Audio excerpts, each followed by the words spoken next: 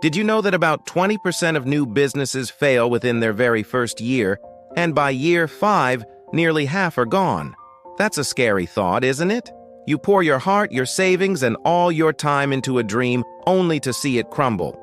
But what if I told you that most of these failures aren't due to bad luck? They're due to a few common and completely avoidable mistakes. And today, we're going to break them down and show you how to build a business that not only survives, but thrives. Stick with me, because the last tip we'll cover is the one most people overlook, and it's often the real key to long-term success. So, what's the #1 business killer? It's simple, yet so many people get it wrong. No real market need. You might have the most brilliant, innovative, beautifully designed product in the world, but if nobody actually wants to buy it, you don't have a business. You have a hobby. Think about it.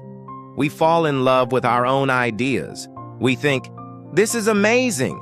Everyone will want this. But we forget to ask the most important people, our potential customers. We build the entire thing in a vacuum, launch it with a big bang, and then hear crickets. The fix for this is surprisingly straightforward, but it requires you to get out of your own head.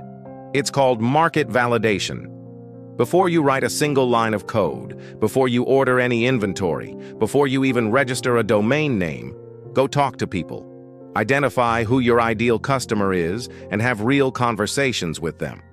Ask them about their problems, their daily frustrations, the things they wish were easier. Don't pitch your solution right away. Just listen.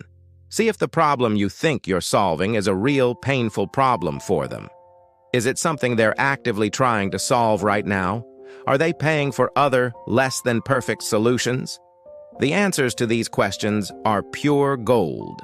If they are, you're on the right track. If not, you've just saved yourself months, maybe even years, of wasted effort. You can then pivot your idea to solve a problem they actually care about. The second major reason businesses fail is they run out of cash. This might sound obvious, but it's not just about not making enough sales. It's often about poor financial management. New entrepreneurs often underestimate their startup costs and overestimate their initial revenue. They spend too much, too soon, on things that don't directly contribute to getting their first paying customer. A fancy office, expensive business cards, a custom-built website with all the bells and whistles. These things feel like progress, but they drain your bank account without proving your business model. This is called a high burn rate. You're burning through your cash faster than you're bringing it in. Eventually, the fire goes out. So how do you avoid this cash flow trap? 2 words: lean, startup. Operate on a shoestring budget, especially at the beginning. Your primary goal is to get to revenue as quickly and cheaply as possible. This means focusing only on what is absolutely essential to deliver your product or service to a paying customer. This is your minimum viable product, or MVP. Forget perfection. Your first version should be simple, maybe even a little embarrassing, but if it solves the core problem, people will pay for it. Alongside this, create a detailed, realistic budget. Track every single penny. Know your numbers inside and out. How much does it cost you to acquire a customer? What is your profit margin on each sale? Having a firm grip on your finances is like having a GPS for your business. It tells you exactly where you are and helps you navigate the road ahead without running out of fuel. Now, let's talk about the third silent killer of new businesses, a lack of focus, or what I like to call shiny object syndrome. You start with a clear idea, but then you see what your competitor is doing and you think, oh, I should add that feature too. Then you read an article about a new marketing trend, and you decide to drop everything and pour all your energy into that. Before you know it, you're trying to be everything to everyone.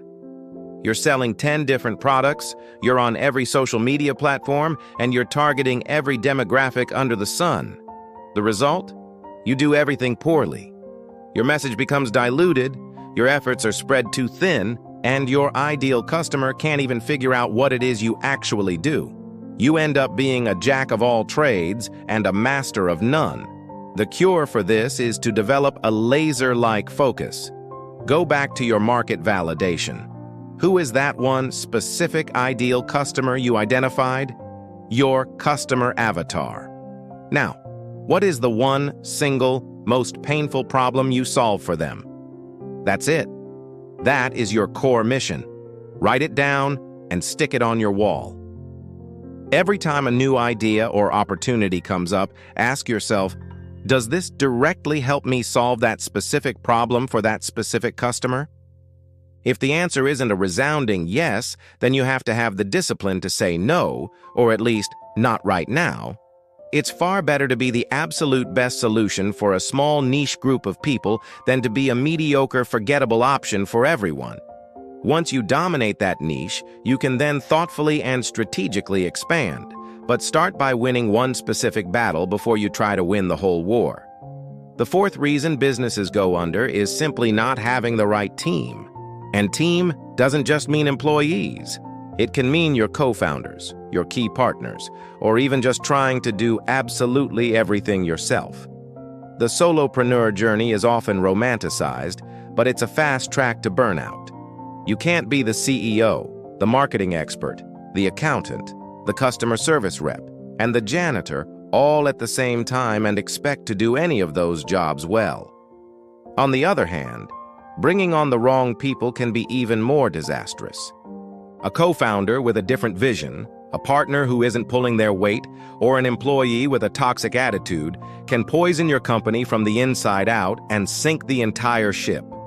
Fixing this requires both self-awareness and careful planning. First, be brutally honest about your own strengths and weaknesses. What are you truly great at? What do you absolutely hate doing? Or what are you just not good at? Your goal is to find people who complement your skills, people who are strong where you are weak. When you're looking for a co-founder or your first hire, don't just look at their resume. Prioritize shared values and work ethic. Can you have difficult conversations with this person? Do you trust them implicitly? Building a business is like a long, stressful road trip. You need to be sure you want to be stuck in a car with these people for a very long time. And if you're not ready to build a team yet, that's okay. But start outsourcing the tasks that drain your energy or fall outside your zone of genius. Use freelancers for bookkeeping, social media, or web design. This frees you up to focus on the high-value activities that will actually grow your business.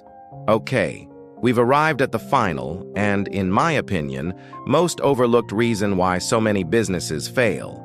The entrepreneur gives up too soon. It's that simple. Building a business is incredibly hard.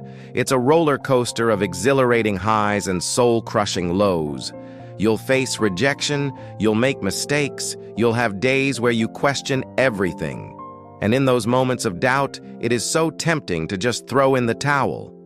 Most people picture failure as a big, explosive event, but more often it's a quiet surrender. It's the entrepreneur who gets worn down by the daily grind and decides it's just not worth it anymore. They were so close to a breakthrough, but they stopped 1 foot from the finish line. The fix for this is the most difficult one because it's not a business strategy. It's a mindset strategy. It's about cultivating resilience and grit. First, you have to fall in love with the process, not just the destination. Celebrate the small wins along the way. Your first sale, a positive customer review, figuring out a tough problem. These small victories are the fuel that will keep you going. Second, find a support system. Surround yourself with other entrepreneurs who understand the struggle. Join a mastermind group, find a mentor, or even just connect with peers online. Sharing your challenges with people who get it is an absolute game changer. It reminds you that you're not alone. And finally, connect deeply with your why. Why did you start this business in the first place? What impact do you want to make? When things get tough, and they will, that powerful why will be the anchor that holds you steady and gives you the strength to keep pushing forward. True success isn't about avoiding failure. It's about having the resilience to get back up, learn the lesson, and take the next step. So there you have it. The 5 biggest reasons businesses fail in their first year, and more importantly, how you can build your business to last.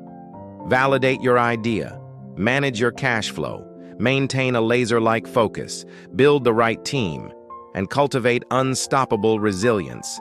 It's not easy, but it is possible. Thank you so much for watching. I hope you found this valuable. If you did, please give this video a thumbs up and hit that subscribe button so you don't miss our next video. I'd love to hear from you in the comments. Which of these points resonated with you the most? Let's keep the conversation going. Now go out there and build something amazing.